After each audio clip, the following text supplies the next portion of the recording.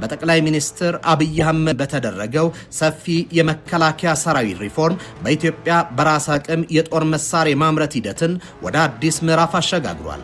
ጠቅላይ ሚኒስትር አብይ አህመድ ወደ ስልጣን መምጣትና የወሰዷቸው የሪፎርም ተግባራት በኢትዮጵያ የጦር መሳሪያ ኢንዱስትሪ ውስጥ ጨዋታ ቀያሪ ክስተትም ሆኗል። ከዚህ ቀደም በሙስናና በሲቪል ፕሮጀክቶች ተወጥሮ የነበረው የሜቴክ ስርዓትን በማፍረስ ወታደራዊ ኢንዱስትሪዎችን በቀጥታ ወደ መከላከያ ኢንጂነሪንግ ስር እንዲመለሱ አድርጓል።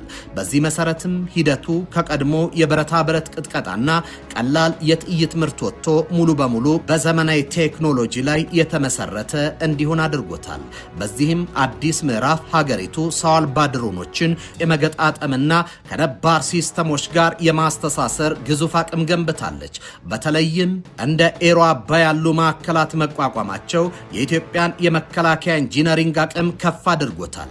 ከዚህ በተጨማሪም የሰው ሰራሽ አስተውሎት AI ከኢንፎርሜሽን መረብ ደህንነት አስተዳደር ኢንሳ ጋር በመቀናጀት ለውትድርና ጥበብ በመጠቀም የኤሌክትሮኒክስ ጦርነት አቅምን ማጠናከርም ተችሏል።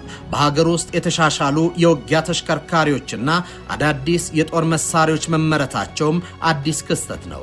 በጠቅላይ ሚኒስትር አብይ አህመድ ተደረገው የስትራቴጂ እርምጃ የኢትዮጵያ መከላከያ ከውጭ ጥገኝነት ነፃ በማውጣት በቀይ ባህርና በአፍሪካ ቀንድ ቀጠና ውስጥ የቴክኖሎጂና የደህንነት የበላይነት እንዲኖሩ አስችሎታል።